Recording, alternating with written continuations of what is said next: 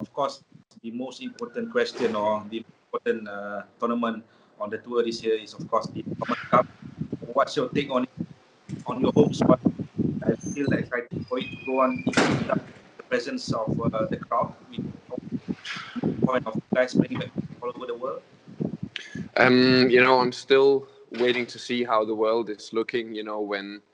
When September, October comes around, hopefully everybody is able to travel freely and all teams are able to participate, because I think that's sort of really, really important for Thomas Cup, is that all countries can compete fairly and hopefully every country is able to practice at that point. However, if everything is good, I'm really much looking forward to the Thomas Cup. Obviously, playing on home ground is awesome, and I think we have a good team.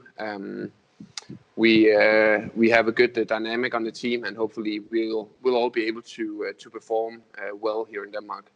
Yeah. Before I go on in depth about the Danish team, I mean, if the Thomas Cup goes on with restrictions, I mean, no crowds, lesser teams appearing on the edition this year, would you still enjoy it?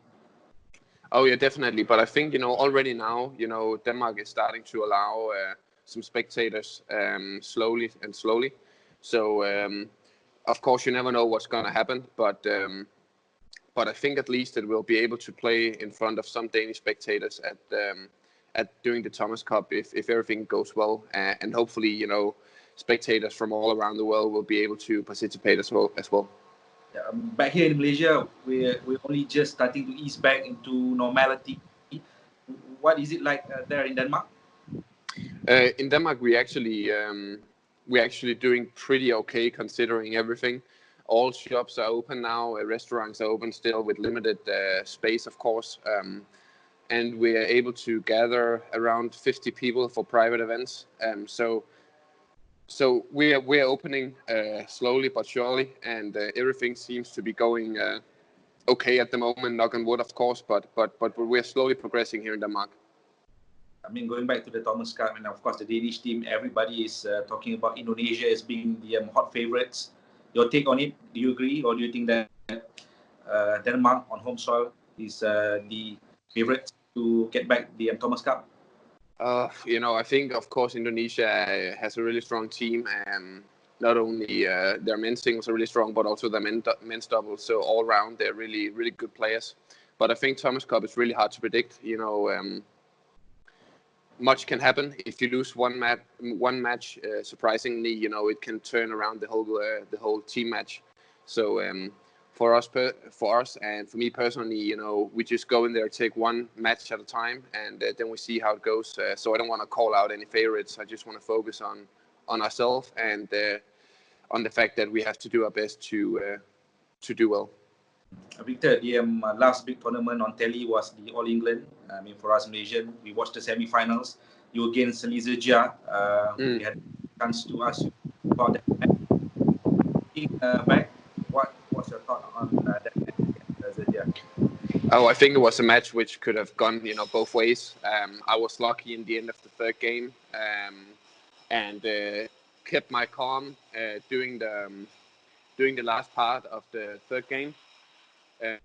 So it was definitely a match that I will remember for a long time, because I think it was a really good match, and Lee Zii Jia obviously is improving day by day, and he's a really strong opponent, and it's going to be that in the future as well. A great guy also, so I'm looking forward to playing him many times in the future, and I wish him the best of luck. Do you think he has that quality to become a rival of sorts to top players such as yourself in the coming years? Yeah, I definitely think so. What are your thoughts on the men's singles scenario at the moment with Momota out for a bit of a time? Do you think that you're going to have the top spot soon? Hopefully Momota is back to full health soon, and will be able to play badminton again. I really hope that. To be honest, I try to not focus too much on too much other than myself and my own practice, and to keep healthy and stuff like that. Men's singles is always going to be really competitive, and you never know who is gonna do well suddenly and be a rival for all the best players in the world. For me personally, I hope that I will be able to be in the top of the world in the men's singles category for the years to come. So I'm trying to do my best to do so. Viktor, you're still young, but you've played with the Lindans, the Chongwei, and in the bygone era now. Now it's a different era. Do you agree that it's a new dawn for men's singles? Sorry, can you repeat the last sentence again? Yeah, you've played with the Lindans, the Chongweis. They are obviously, one of them is retired, the other is going into that direction. Do you think it's a new era for men's singles at the moment? I think it's a natural, sort of progression and development of the category right now. The older players are slowly, retiring and saying goodbye to the sport after dominating for so many years. So I think it's a natural sort of development at the moment. I'm just really happy to be a part of it, and I'm really lucky to have been able to compete against big legends like Lee Chongwei and Lindan and players of sorts. So we'll see what happens in the future. You will always see new players come up and new players taking over, and that's just a natural part of the game. 4 years ago in Rio, you've tasted Olympic podium. Now that the Olympic has been postponed to another year, is it an advantage to you, or do you think it's the other way around? Actually, I feel like I still have some much room for improvement, to be honest. And right now, it gives me even more time to be a better player. So I don't, really think too much about it as a disadvantage. I just try to see it as an opportunity to get better before the Olympics, and that's how I sort of take it on. I know you put yourself on the list of gold medal prospect for the Tokyo Olympics. Who would you pick as the other 3 players to be on the podium next to you? Oh, I don't really want to, call out names, to be honest. I think there's many players who can do it. Obviously, Momoda, when he gets healthy and back to practice and stuff, I believe that he's, of course, a favorite. However, there's a lot of players, who can do it also if they play really well. So I don't want to call out any names, but there is a lot of players who, if they are playing, they're 120% suddenly, in a tournament, then we can all contest for the highest spots. So we'll see how it goes. Viktor, for you personally, how is it having such a quality mate such as Anders in the squad, training with you and of course competing with you? It's great. We're really fortunate and lucky here in Denmark that we have a really healthy training environment and that we have good players to practice with. Obviously, in the men's singles category right now, we have me and Anders in the top, but we still have some good young guys also coming up slowly. And I think that it's really nice training environment right now. So I'm just trying to take advantage of that.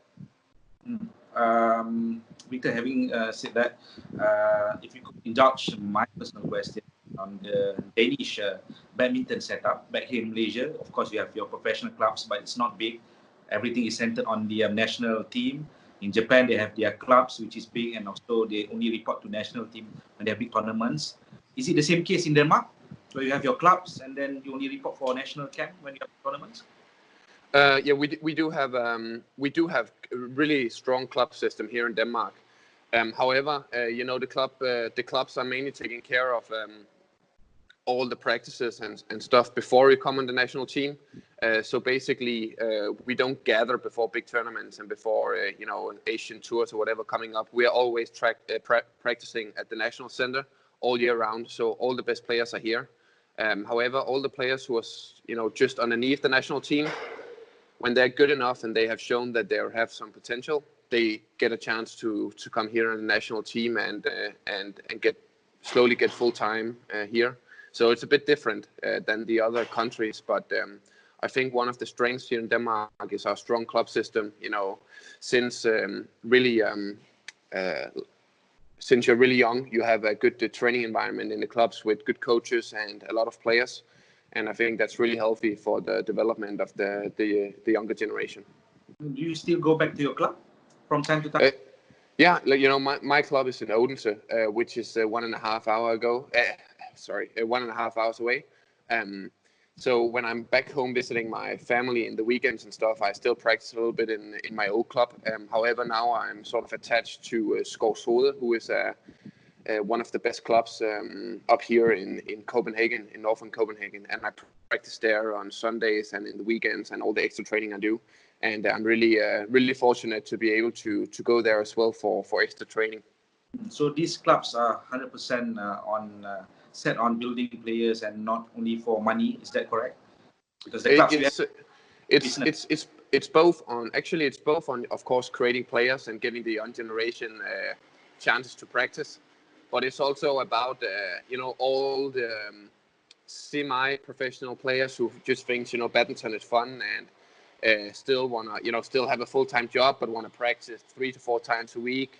There are also room for them, because players of that level is also good for the young players to practice with, because they still have a really good level and might beat the younger guys still. So so it's good, you know. I think it's a good mixture of retired older players and players who just plays for fun, but also the younger, really hungry generation who want to get a spot in the national team in the future. Yeah, Victor, with only a few questions left. I mean, you've posted something very personal about you and your partner a few months back. So how is fatherhood? I mean, the prospect of meeting you?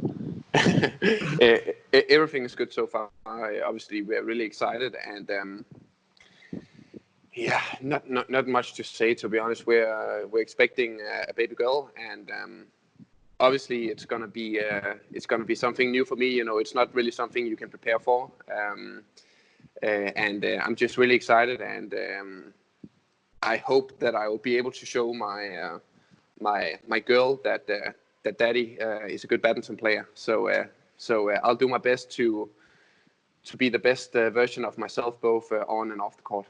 I understand how you're feeling. I have a baby girl myself, my firstborn. Oh, it's awesome. Tough. Yeah. Awesome. Okay, Victor, anything to say to your fans here and all over the world, waiting for you to come back to action? You know, I just want to say that, you know, for us badminton athletes, you know, a big part of the happiness of playing badminton is being out there performing in front of the fans. And Malaysia is one of my favorite places to go. You know, the love for badminton is awesome, and I can't wait to come back. And hopefully, the Malaysian badminton fans will welcome us when the whole badminton tour starts again. So I just hope that all the badminton fans and players out there are healthy and safe. And yeah, see you really soon. All right. Thank you, Victor. See you in November. Thank you very much. Appreciate your time. Thank you, sir.